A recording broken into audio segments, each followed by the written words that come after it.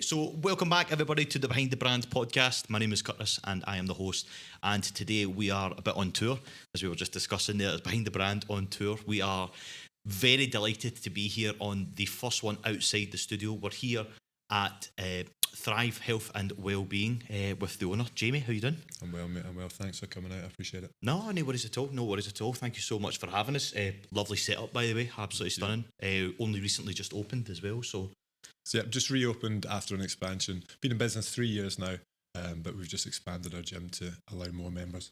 Amazing. So I take it you just merged with the other unit that was pretty much beside you? So the unit next door became available, so I just thought it's time to expand. We'd hit a bit of a ceiling with where we were at before, so we needed more space to allow more members to come in.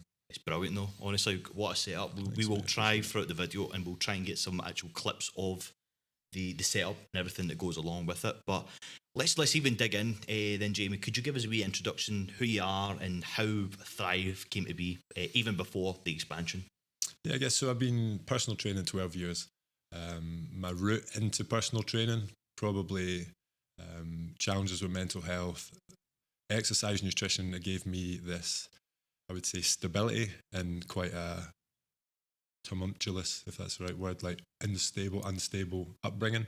Found a real love for it, and then, as a lot of PTs do, wanted to share that love with other people. So been PT in 12 years now, and I've been in various gyms, usually worked in private independent studios like this. I just like them a bit better than the commercial space. I think allows me to have more influence over it, and it's a better space for members or clients that I work with. And I guess Thrive opened 3 years ago. It was just, Thrive is probably the space that has come from my frustrations with the health and wellbeing space, the fragmentation of it. For me, this space is integrated, right? We've got links with, we're obviously based in exercise, nutrition and lifestyle coaching, but we've got links with physiotherapists, counsellors and more holistic therapists like massage therapists, sports therapists. And we want to make health and wellbeing a kind of integrated service. So yeah, this place was kind of born out of frustration, but is now in a more positive and a positive space. So you took the negative and you've turned it into a positive. Yeah, I've tried. Like I said, I've been in it 12 years, and there's a lot of good things in the health and fitness space, but I think there can be a lot of things that are prohibitive to people getting involved, and we're trying to remove those barriers and get more and more people involved, and find the kind of appreciation for exercise and nutrition. Definitely. I think that's the way forward. It's such an important thing as well going on at the minute, especially with not only just your fitness, but your well-being and everything that goes along with it. And it's nice to obviously have people like this. It's such a nice setup though. It's very, very welcoming. That's, I think, as well, like as you say, when you go into commercial gyms and things like that, there's nothing worse. I hate when you go in a very busy day and every single thing is being used, but it's kind of like territorial here. I just don't get that feeling here. It feels like it's such a nice space. I take it, are you the only one in here, or do you have other PTs that rent the space or use it? So I'm main PT in here just now. We're at that stage from a business perspective where we need to start bringing other personal trainers in. We're trying to navigate that relationship just now. For me, it's very important we get the right people in here, because it's important to our members that we get people that are trainers that are singing from the same hymn sheet, right? I think there's nothing more disruptive to someone's fitness journey than having two different perspectives or opinions. Like, you go on Google these days and you search for something and you can find the top two articles contrast each other, right? And then people think, oh, what's the point? I'm not going to bother starting, right? So it's making sure that the people that are in here are all speaking from the same hymn sheet. And it can be a challenging thing to do, but we're bringing in some people. So we're expanding. Brilliant. And obviously you're located in Bridge of Weir, which I don't think there is many other gyms around this way. There's a few independent trainers. In terms of actual gyms, the nearest gyms we've got are council gyms in Kilmacombe and Linwood. So there's nothing. So you've kind of got that, you'll get that footfall of people then hopefully. Yeah. Brilliant. Think about catchment area, we've got a good 10,000 people between all the various villages, so there's a lot of people around here that are interested in health and wellbeing, and it's been positively received so far. I think as well, like, because it is such a smaller sort of area as such compared to like your gyms over like Paisley Way and things like that, you know what I mean, is where it is more commercial gyms. I mean, you will have people that will give the you know what I mean, the word of mouth as well. We'll spread the word about what your gym is and what you obviously do and what you kind of stand for, your kind of values and things like that here. So can you even talk me through the sort of space? Like, what is the kind of setup at the minute? Like, what kind of things is it that you're kind of like? Obviously, you say you've expanded now. Obviously, I can't really see where you've expanded, which just means you've obviously done a great job, and it just looks as if it's been here the whole time. But sort of like how it came to be and what sort of things you have around the gym. Because I think people listening would be like, well, that's the sort of things I do when I go to my own gym. And it means if they could get out maybe the commercial side of things, they can maybe come to a more independent, private sort of gym as such, and they can have a bit of maybe a peace and quiet. I think that's a good shout. So it's an interesting way to take this. I think for me, maybe coming away from your question slightly, but hopefully coming back round to it. I think about if someone would say to me, what's the most important factors if I was starting on a health and wellbeing journey? And I would say that probably the first thing you want is a kind of, let's call them like a trusted advisor, someone that you trust that is educated in health, exercise, nutrition. And I think the second most important thing is the environment, right? And you look at the environment in commercial gyms, not the nicest environment, right? You think about... Definitely not. And I say this as someone who has found exercise nutrition through my own insecurities. Gyms are typically a collection of insecure people, right? And I'm not saying that in a judgmental way. It's probably quite factual. And there's probably no more uncomfortable place to be than a room full of insecure people, right? Everyone's... One of them, I put my hand up to it, definitely. And I say that as well as someone who's insecure. So you bring people together in that sort of environment. It's not going to make for the nicest environment, right? And I think... environments like this, we can cater to people that maybe don't feel as safe in a larger space, or they don't want to go into those intimidating environments. And I think you can segment people, right? I think you think about nightlife in Glasgow. There's like hundreds and hundreds of different clubs, right? Wherever you're into, you can go to Cat House, you can go to like all these different clubs based on your interest. Something there for everybody. Exactly. Whereas sometimes you go to a smaller town and it's like one or two clubs, just everyone's lumped into them. Do you know what I mean? And it's not the nice environment. Whereas I think independent gyms can be a bit like that as well. They can cater to more niches or specialised towards individuals more so than the pure gyms, which is just like a mass of people in them. Definitely. And do you think it's harder to convince people to kind of come to these sort of gyms then than it is for the commercial side of things? I don't know about convince. I think creating awareness around them, which is why what you're doing is such an important thing. Creating awareness, letting people know that we're here. I think it's also, there's the onus on us to actually share what we do and tell people about what we offer and maybe why we're different. But then there's also a price point thing, right? Because we can't compete with a pure gym. When you're coming in, I was thinking this morning, I probably just describe myself as quite a cynical person. So I was thinking, how much of that do I show today? I would say when you look at these larger corporations, they're businesses, first and foremost, that deal with health, right? So the financial side of things is the most important thing. Definitely. They're monetizing people's health. Independent gyms like this, where health businesses that have to run as a business and therefore make money. So pure gym, I probably shouldn't name specific brands because there's potential. It's probably the most known though, and I think people will understand that as soon as you think about that sort of thing, that's probably the first gym that comes to people's mind. Which is impressive when you think about their marketing, right? They've marketed it really well, definitely. But their whole, I understand that they've researched price points that people that join will continue to pay and not go. So they've researched the price point so that people won't notice it coming out of their bank account so much, and we'll end up, even if they don't go a year down the line, they're like, I'm going to go at some point, I'll just keep this membership going, 100%. Right? But that's because the amount of people that come into their gym, they can afford to do that, right? I haven't got the space to do that, and also don't want to do that. I want the people that choose to come here to actually come here and use it, right? Yep. So there's a price point issue as well. It has to be a little bit more expensive because they're getting a more personalised service. So I can understand why people maybe think pure gym can appear, or commercial gyms can appear, the more affordable option. Mm-hmm.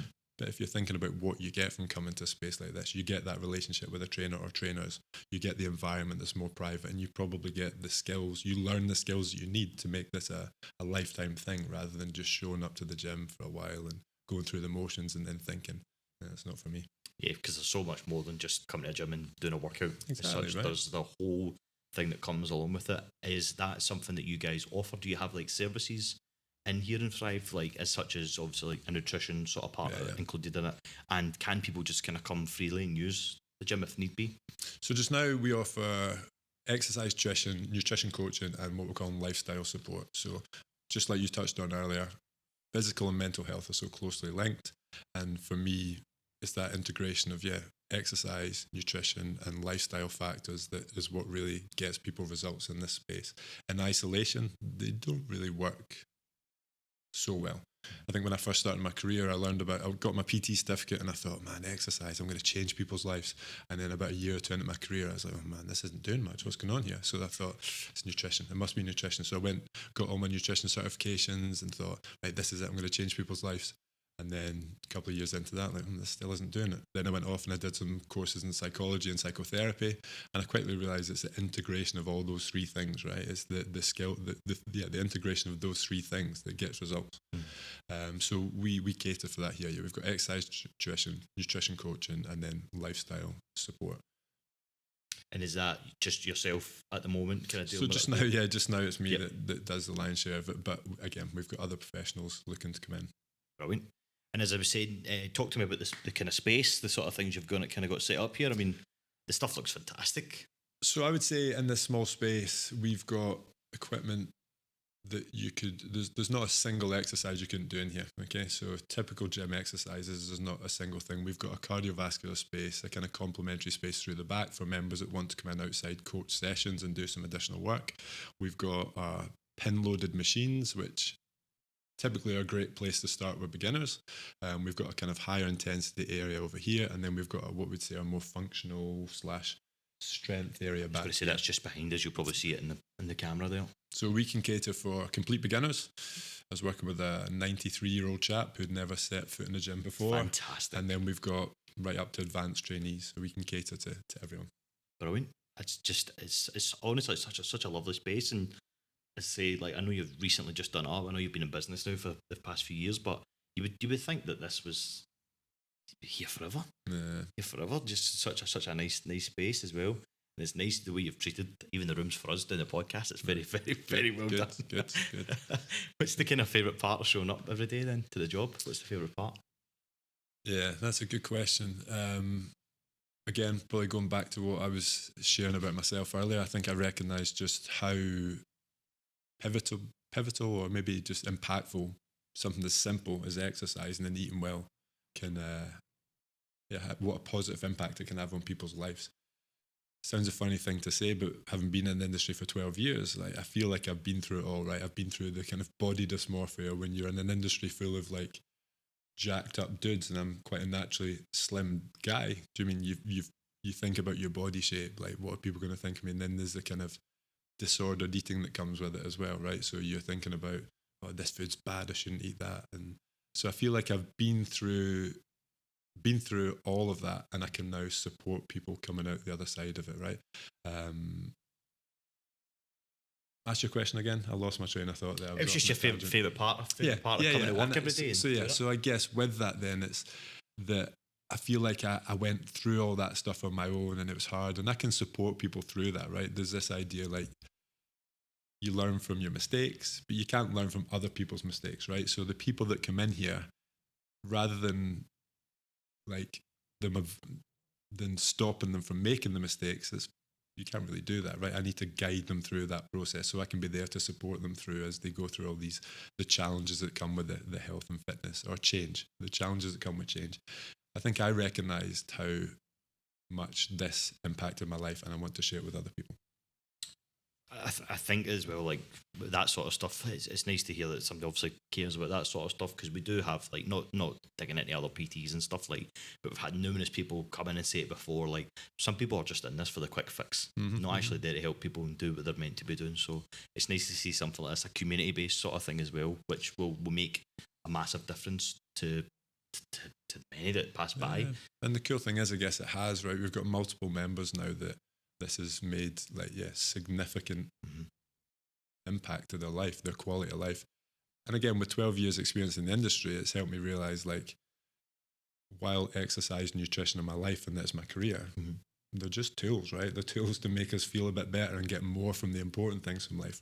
I'm a dad now, my wife and I just had a second child 10 months ago. It's like there's more to life than just going to the gym and eating, right? That just supports me being a dad and being a husband and all these other things. And I recognise I maybe couldn't see that at first, right? Because I was so blinkered. I thought, no, you need to go to the gym 3 or 4 times a week. You need to eat like this. And it's like people just want to feel better in everyday life. They want to feel better when they're out on a night out, when they're out on holiday with friends. Do you know what I mean? So it's just tools, and they're pretty powerful tools to help people. So somebody comes to you then. What does that look like? What's the kind of first steps for somebody coming in? So we offer what we call a health MOT. So the first step would be we book in 2 sessions and we'll get a comprehensive overview of where they're at through a series of assessments. So we'll do what we call a subjective wellbeing assessment. So that is people come in and they say, I want to feel better. Like, what does that mean? Like, how do we measure that? I know what they mean, but how do we measure that? Because it's important that we've got things that are measurable and trackable, therefore we can see progress. So we'll do a subjective wellbeing assessment just to get a sense of, are you familiar with like a wheel of life? Have you ever done that sort of assessment where you kind of score something out of 10, like certain areas of your life? I think I briefly did one before, like in the past, but maybe like when I was starting my personal training, not me as a personal trainer, but when I was with a PT, I think they'd kind of mentioned something like that to me before, but it's been donks. So it's like a wheel of life, just to get a sense of how you feel life is just now on a scale of 0 to 10. So it would be a subjective wellbeing assessment. That would be the first part of the process. If it's appropriate, we'll then go through a body composition assessment to get an understanding of that person's body in its current state and potential health markers. We've also got a strength assessment, a fitness assessment, and a nutrition assessment. So that's the first week. It's allowing us to give them some kind of data on where they're currently at. And it also allows us to get a sense of them and who they are. And each of these assessments helps me learn a little bit about my approach I'm going to take with them. Fitness assessment is a good example, right? You've got some people that come on and they're busting themselves and pushing really hard and going gung-ho. And they're the ones that sometimes you have to rein in a little bit. And then you get someone who comes in is a bit more timid, a bit more scared. And they're the ones that I maybe need to push a little bit more. But if I took the opposite approach with either of them, it would scare them away, right? So it allows me to figure out where they're at and what they need from me. So I guess it's a multitude of assessments. It gives me some objective data, but also starts to help me to understand a bit about them, and also breaks the ice. They get to know me and start to trust me. So that's the first week. From there, we go away and we tailor a program. If it's one-to-one training, we'll tailor a program for them. And then we'll start to feed them down the route of, we've got our nutrition coaching and some goal setting and lifestyle coaching automated now. So we're going to be delivering that online. That's going to be going live in the next kind of few weeks. So they'll be offered support out with the gym. The nutrition coaching is something that's always been a challenge. It's like, when's the best time to do it?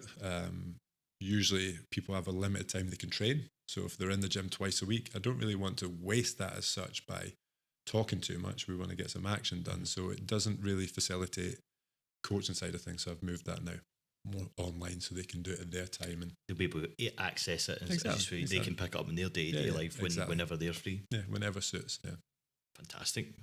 Honestly, it just sounds like it'll impact such a lot of people. As you're saying, it's amazing to hear that it's not just of all like a certain age as well. Like in fact, you've got a wide range. A 93-year-old gentleman youngest coming in. member just now 18, oldest. So the 93-year-old's no longer training, and he's still with us, but he's no longer training with us.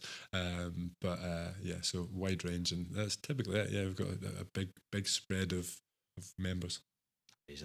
Amazing, absolutely amazing stuff. What do you see the next steps for Thrive, and what is the next steps for you guys? So I guess from a business perspective, for me, it's bringing in some more professionals. Keep harping on about 12 years personal training, but I'm at that stage now that I feel that I've got wisdom to pass on to other trainers. So I'm keen to get some more trainers involved, share with them my experience, right, and what I've learned. Bring them up a bit, and then again from a business perspective, the hope is that if we can get this place operating well, there's opportunities to expand into other areas.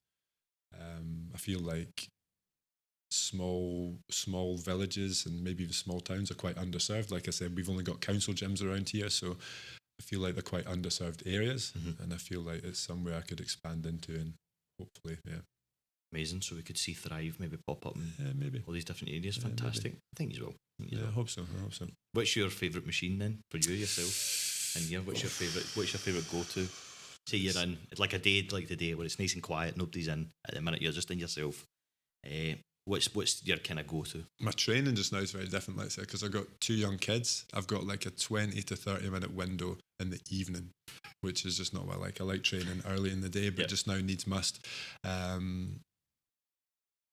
I entered into health and wellbeing down the athletic development route, so that was my interest in terms of training. Also, a lot of the people I trained to begin with.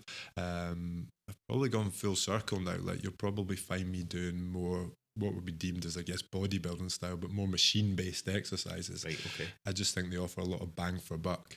Got a bit of a bias now against machine-based exercises. I think they're good. So for me, you'll probably just find me doing a full body workout across the pin-loaded machines. It's not the most exciting, but I think that's one of the important things, right? It's just about the consistency, and it affords me the consistency. Massively. And just like that, as you say, you give a wee bit of guidance, obviously, and a bit of knowledge there. Consistency is obviously key when it comes to this sort of thing. Is there anything else you would maybe recommend to somebody that was going in, either if it was Thrive or they were heading to a gym, like any just words of wisdom that you would maybe give them? I think what I touched on earlier, the idea of find someone that you trust. Like, there's multiple ways to get in shape, right, or fit, or however you want to call it. I'm not suggesting that our way is the only way, but find someone that you trust and you align with, and then consider the environment. They're the 2 big things. It sounds like there's probably people listening might be looking for more profound things, but I think they're the fundamental stepping stones that will probably take you far further. Get someone you trust to advise you, personal trainer, professional, and find the right environment. And I guess those 2 are probably linked. I just wanted to kind of touch on just something you said there. Obviously, you said about your athletic kind of background and such. So you said that you've been in the industry for 12 years. Yeah. Have you? So before you get into the PTing and stuff like that, did you always know you were going to get into the PTing, or was there something that you did beforehand? Or? I guess when I'm talking about athletic, not me. I wasn't athletic. Right. Okay. That was my interest. I was more training people. Training people. Right, okay. Yeah. I didn't even do PE in high school. Spent most of my childhood drinking cider. So it was kind of the opposite, right? I think I used the line yesterday to someone. My childhood activities were spent chasing girls unsuccessfully and running from the police pretty successfully. I usually got away from them, so that was the only activity I got.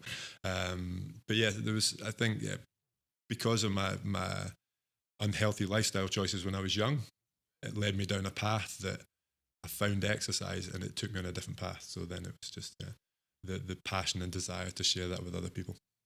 That's amazing. Nice wee story as well. Kind of full circle moment there as well. It feels like that, right? It feels like that.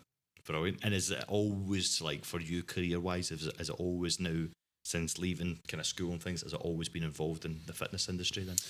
So I was a roofer. For 6 years, and then I did some work around building and things. And about 23, 24, I was like, this is not the way I want to live my life. So I went and studied. I went to college for a few years, and then finished college, and that was me started PTing. And since then, and at times, like, to my own detriment, right, it's a hard industry.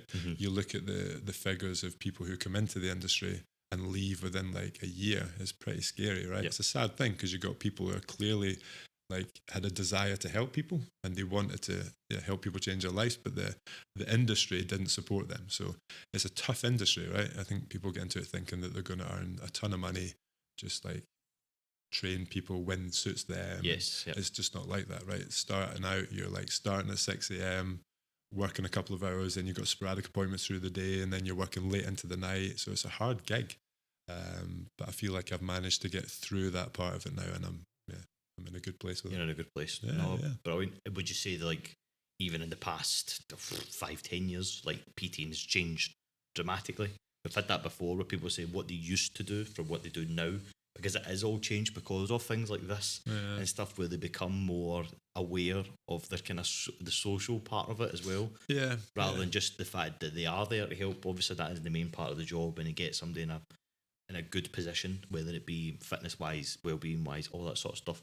But they were saying that it's just completely changed the way it is now, how they go about and how they actually maybe run a session, or even how they do it and how they market it as such as well.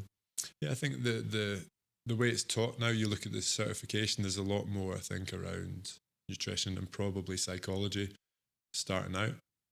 The actual modalities, I think there's trends that come and go, but I mean, the principles are principles, right? They're not going to change. It's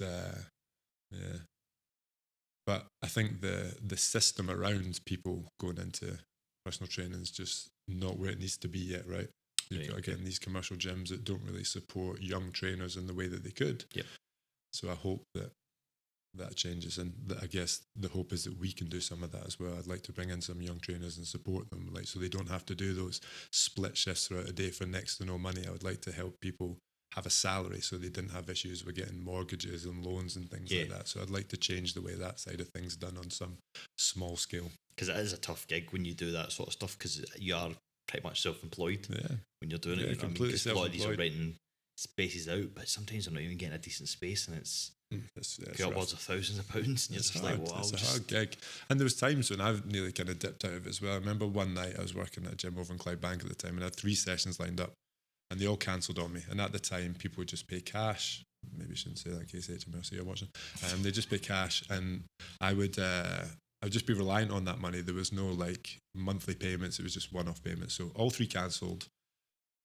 I went to Sainsbury's to try and get some dinner on the way home. No money in my bank. I had to go in my pocket. It was like 57p or something, right? So I had to go over to the little reduced section, and I found a haggis pizza. Like, who's even making a haggis pizza? So I had to get haggis pizza for like 52p, and I went home and ate it. And it's like, Jesus Christ, man, this is bleak. So, and for some reason, maybe my own kind of self-reflections, I just kept with it and kept going. But so many people must just tap out at that point, right? And again, it's a shame, because people with the desire to help, they're giving up.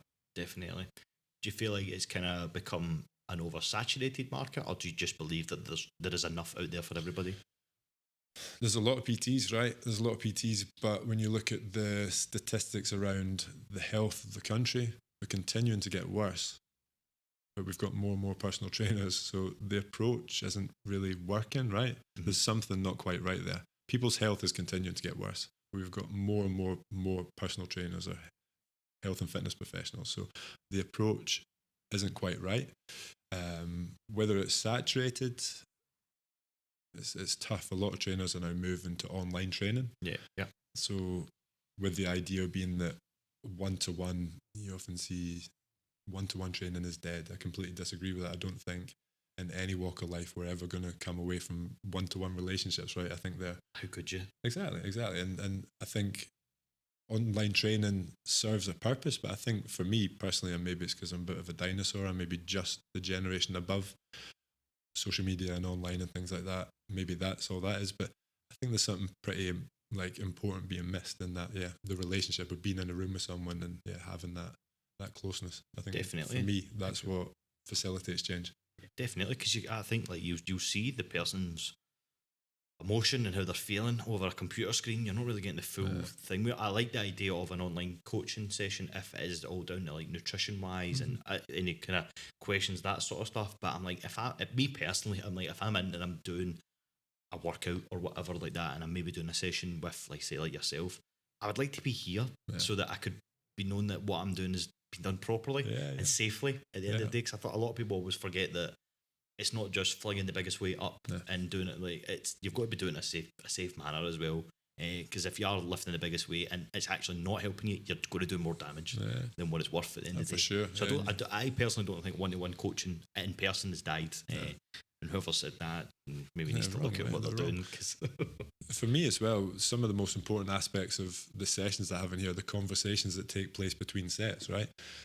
People come here to exercise, but I'd like to think they get so much more than that. And it's why I went away and studied counselling, right? Because I recognised people were coming in here, we were starting training, they would get like the endorphins flowing, and suddenly they're like making these grand revelations to me that maybe they haven't even shared with partners or close friends. It's like, it's a lot of responsibility. So I thought I need to go away and learn like I guess, how to keep them safe, protect them, but also myself. Because some of the most important aspects of the session in here happen between sets when we're talking, whether it's about nutrition, whether it's about lifestyle factors, or whether it's about something deeper. 100%, and I think like that you won't get that over a computer screen. No. People will be more inclined to hide things as well. You know, it's like when you're going to a team meeting or something like that, and you're on Zoom Teams or whatever. You try and hide in the background as well. So, and I think when you're face to face with somebody, you can really read a person as well. And I think that comes down to the whole well-being and things like that included. Yeah, you're so right. Like the screen, it serves like there's an element of protection, like. And I don't know if you get the same, like writing emails. I find writing emails really hard, right? And it's because you can't gauge the person's. I mean, if we're having a conversation, I say something to you and you don't like it, I can adjust it and like, or say, I didn't mean that. Yes. Whereas email, it's like, it's out there for them to interpret. So I think. And how you word things as well, because we are becoming such a social environment, and I mean, people and things like that, like things can be taken the wrong way, especially written over online. So I think for me personally, I would rather be in and actually make sure that I'm doing it properly. This has been absolutely fantastic, mate. Much appreciated. Honestly, love the space, and well done as well. Obviously, seeing your article in the Mill magazine with Paul, that was brilliant.